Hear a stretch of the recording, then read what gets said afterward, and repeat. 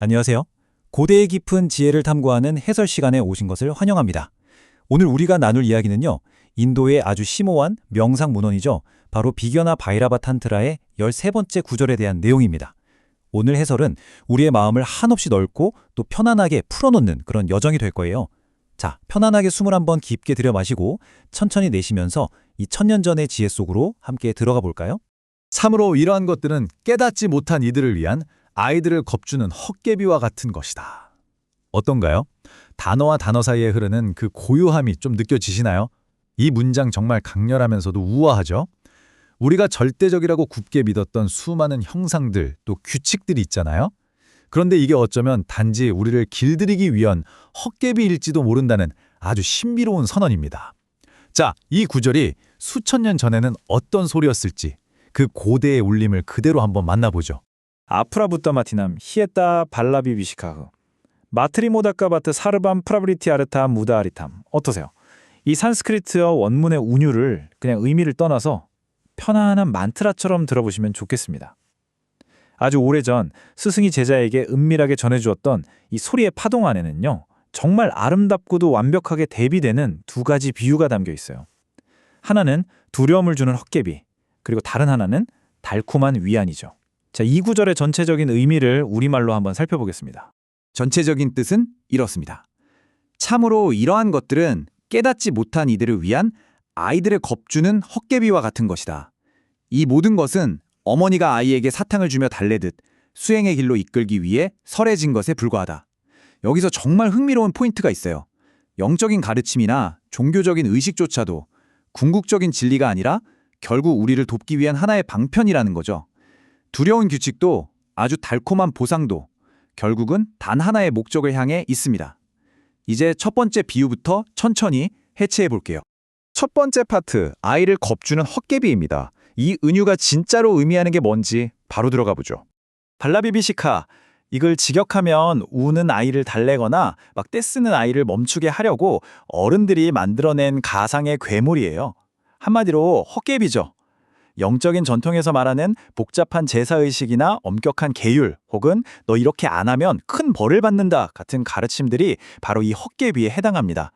그러니까 여기서 우리가 꼭 짚고 넘어가야 할 건 이런 두려움의 대상들이 실제로 존재하는 게 아니라는 거예요.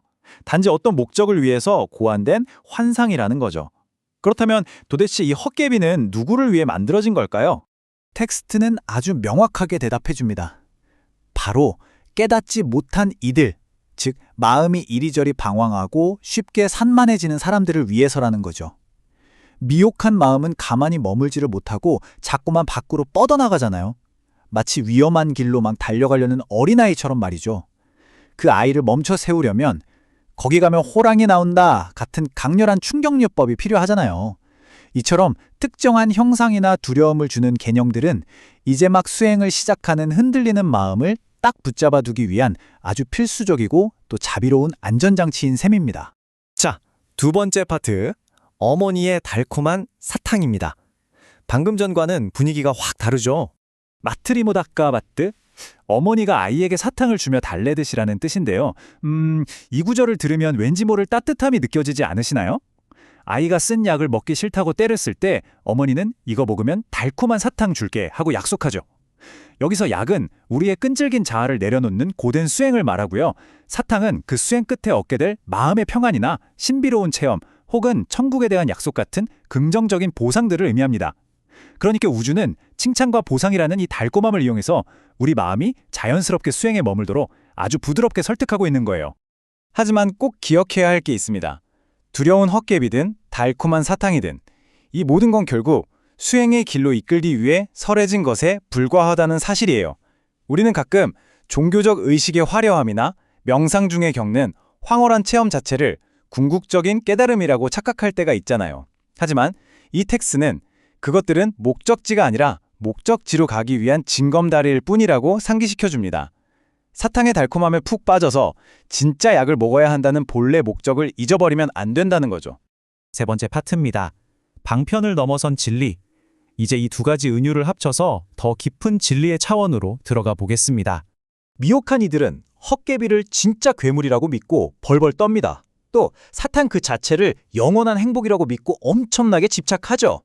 형상이나 개념을 절대적인 진리로 굳게 오해하는 거예요. 반면에 깨달은 이의 시선은 완전히 다릅니다.